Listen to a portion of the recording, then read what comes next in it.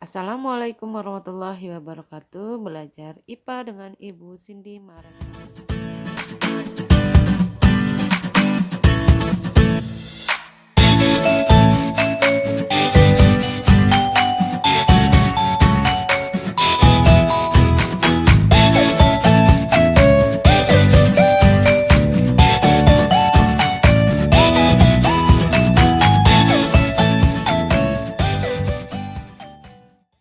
Baik, materi kali ini kita akan mempelajari tentang pembelahan sel. Pembelahan sel terbagi menjadi dua, yaitu pembelahan secara mitosis dan meiosis.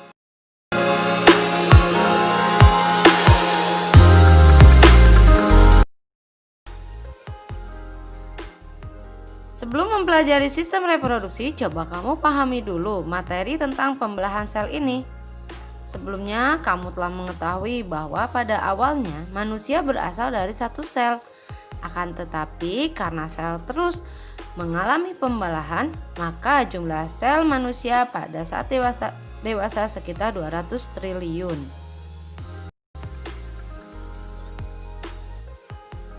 Nah, dapatkah kamu menyebutkan satu alasan mengapa sel membelah? Ada 3 alasan terjadi pembelahan sel. Berikut penjelasannya.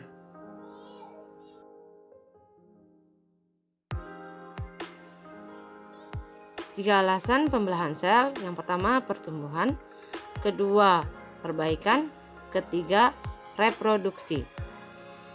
Berikut ini akan Ibu jelaskan masing-masing alasan pentingnya sel mengalami pembelahan. Tolong disimak ya anak-anak. Untuk pertumbuhan, masih ingatkah kamu bahwa salah satu ciri makhluk hidup adalah mengalami pertumbuhan? Makhluk hidup dapat tumbuh karena sel-selnya bertambah banyak. Jadi, semakin banyak sel dalam suatu makhluk hidup, maka semakin besar ukuran makhluk hidup itu.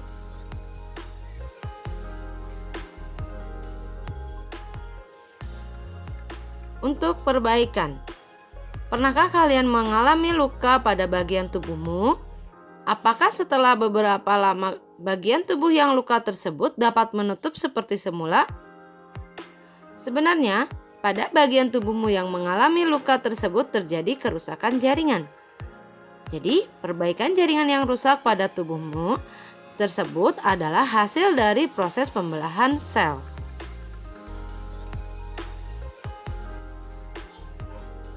Alasan terakhir sel mengalami pembelahan adalah untuk reproduksi. Reproduksi atau perkembangbiakan adalah ciri lain dari makhluk hidup. Nah, pada proses reproduksi seksual diperlukan sel kelamin untuk membentuk individu baru atau anakan. Jadi, proses pembentukan sel kelamin ini dilakukan dengan cara pembelahan sel. Menurut teori sel, semua sel hidup berasal dari sel yang sudah ada sebelumnya, atau disebut omniselula e-selula. Teori ini dinyatakan oleh Rudolf Virchow pada tahun 1855.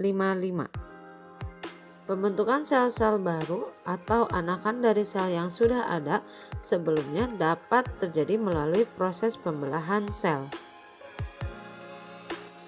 Mitosis terjadi pada sel tubuh atau somatik, seperti pada sel kulit, sel saraf, dan sel darah.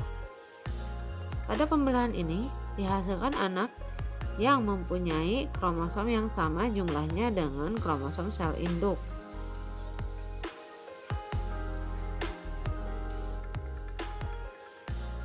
Meiosis. Meiosis terjadi pada sel kelamin atau gamet.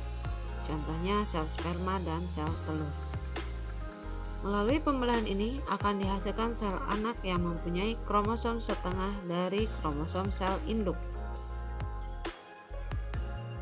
Nah, agar lebih jelas kita bahas satu-satu. Pembelahan sel mitosis.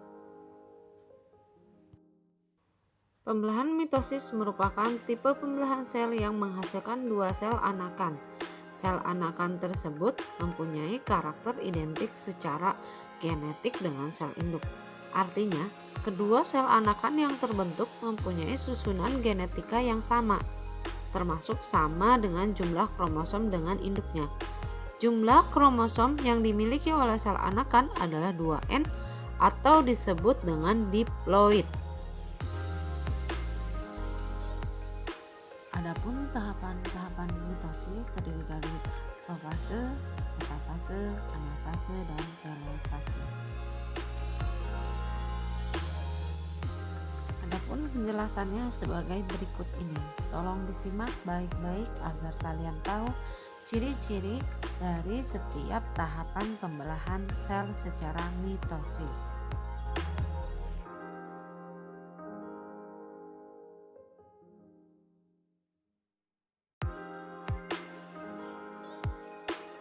Fase profase. Pada fase ini, kromosom di dalam inti sedang mengalami penggandaan. Nukleus dan membran inti rusak dan menghilang. Sentriol membelah menjadi dua bagian dan bergerak ke arah kutub yang berlawanan. Setiap sentriol menuju ke benang-benang spindle. Fase metafase. Pada fase ini membran inti melebur. Kromosom berkumpul di bidang ekuator yang ada di tengah sel.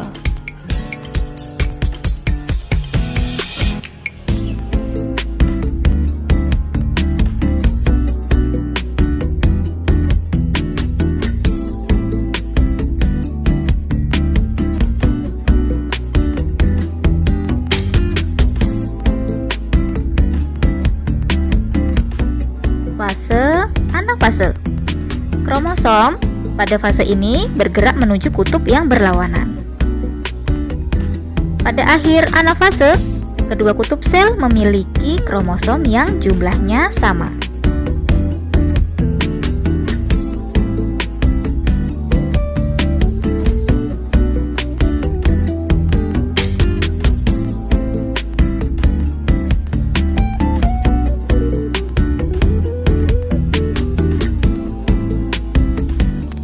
Fase telofase.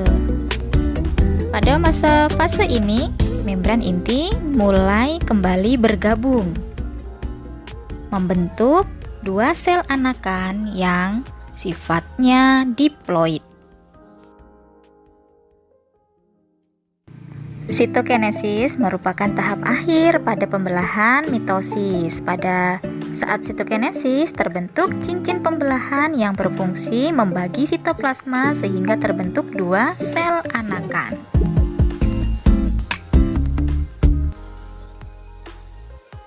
Pembelahan sel meiosis.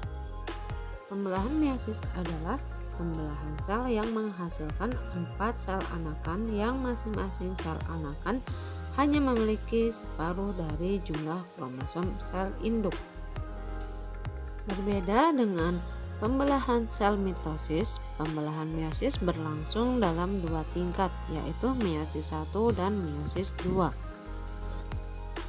Meskipun demikian, namun setiap fase-fase atau tahapan pembelahan meiosis mirip dengan fase-fase pembelahan mitosis. Sekian pemaparan kali ini, sampai jumpa lagi.